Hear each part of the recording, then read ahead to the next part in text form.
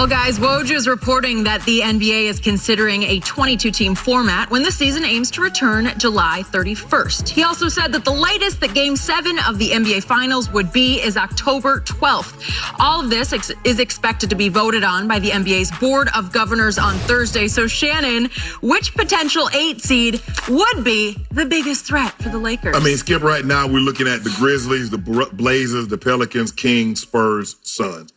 And I'll be honest, Skip, I don't see any of these teams posing a roadblock for the Lakers. The only team that I could see possibly getting a game is because they got a guy that can get hot and go for 50, 60, and that's Dame. That's the Blazers. Other than that, I don't think the Grizzlies, the Pelicans, the Kings, the Spurs, Suns. Nah, they're 17-2 combined against those teams. They lost to the Blazers, Skip. You remember Dame went bonkers, but that was right after the death of Kobe Bryant. And they lost to the Grizzlies on a road trip, 3rd game in 4 nights. So I'm gonna be honest, none of these teams pose a potential threat to me. I don't fear any of these teams. Obviously, it's gonna be different, Skip, because there's really no home court advantage. You're gonna be at a centralized location with no fans. It's basically gonna be a scrimmage.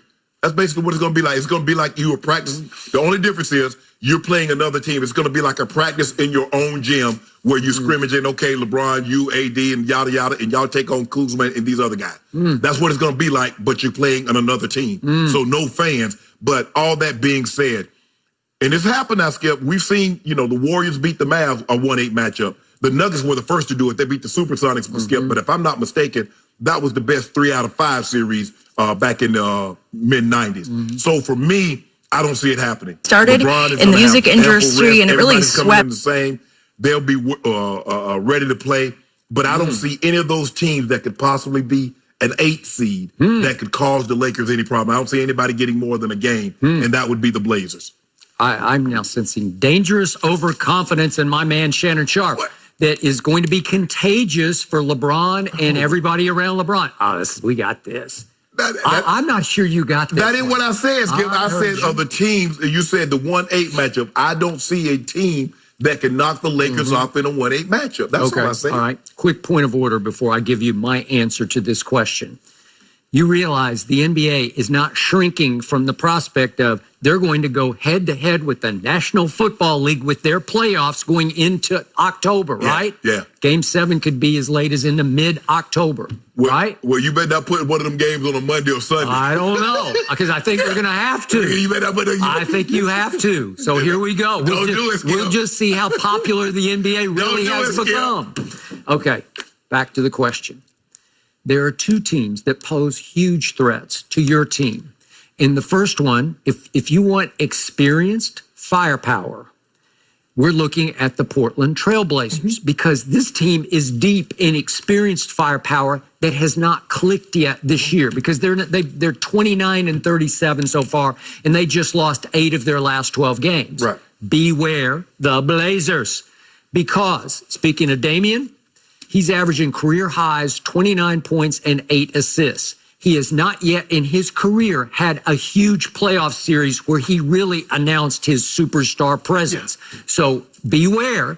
What if your team comes out a little rusty? Remember, they're going to have a play-in tournament, so they're going to get a head start on you.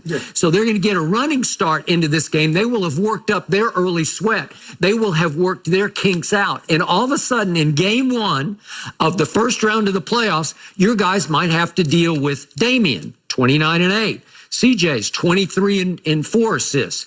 And then guess who's back? Nurkic is back. What? He got up out of his body bag. He emerged out of his body bag at 7 feet, 280 pounds, whatever he is. He is back. Yep. He is alive, and he's back to get a little revenge. And Zach Collins is back. He missed almost the whole year. He is 6'11", 240 pounds, and he can shoot it. And I'm going to remind everybody that Hassan Whiteside is right now leading the NBA in blocks, and he is second in rebounds. Yep. Is that good? Yeah. So if you get some added length and strength inside with Nurkic and Zach Collins on top of Hassan Whiteside, and then there's this guy dearly forgotten, this guy named Melo. Do you remember that guy? As in Carmelo Anthony? Yeah. Do you remember? Yeah. He's just averaging 15 and 6. Not all bad. He knows how to play. He knows how to do. He's not afraid of LeBron James, right? Yeah. And Trevor Reeves is on that team. There's a tough guy for you. Again, near the end of his career, but there's toughness there, and there's potential explosion there. Now, let's get to my favorite storyline here. The best narrative in all the NBA. You know what it would be? Zion. Oh, if you want young guns coming with vengeance, if you want all the traded, shunned Lakers getting even with LeBron James, this would be the story of the year in the NBA. So let's quickly examine what the Pelicans have to offer right now. Zion, they're 11-9 since Zion actually started playing post-knee problems, right? Yep.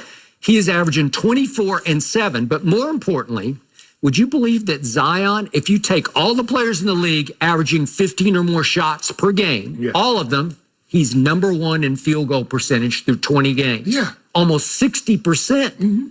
They can't stop him. Right. Okay, so that's what you're dealing with. He has shown you right away he is legit. He is not undersized. He's not a tweener. They can't stop him from getting to the rim. I don't think the Lakers could stop him. In every big game that he plays, he is not afraid of the brightest light. In fact, the brighter the light, the more he shines. That's just me. Would you believe that Lonzo Ball, over the last 5 games before our hiatus, would you believe he averaged in those 5 games 21, 8, and 8? Are you kidding me? That's Lonzo. He was arriving right on time, just ahead of what could be a play-in tournament that they win. They get hot, they win it, and they get revenge on the Lakers because Brandon Ingram, career highs so far this year, 24, 6, and 4. That'll work. Yeah. Drew Holiday's averaging 20 and 7 assists. That's not bad. J.J. Redick is shooting 45% from the three-point line. Will that work? I'd say yes. Josh Hart, one of the toughest-minded guys in the league, not the most talented, averaging 10 and 7. How about Derek Favors?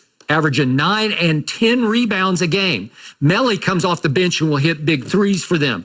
And Jahlil Okafor, 8 and 4. They've got depth. Those 2 kids, Nickeil Alexander-Walker and Jackson Hayes, they have glimpses, flashes of brilliance, the 2 rookies. But you know what I didn't hear you mention? No. Then they got LeBron or AD. So that's all we need. They got Zion. Do you remember what we did to Zion? Do you remember what old Gold James did? No, I don't. He dunked on Kuzma. And then LeBron pulled up from half court. Say, put that in your pipe and smoke it before we go to halftime.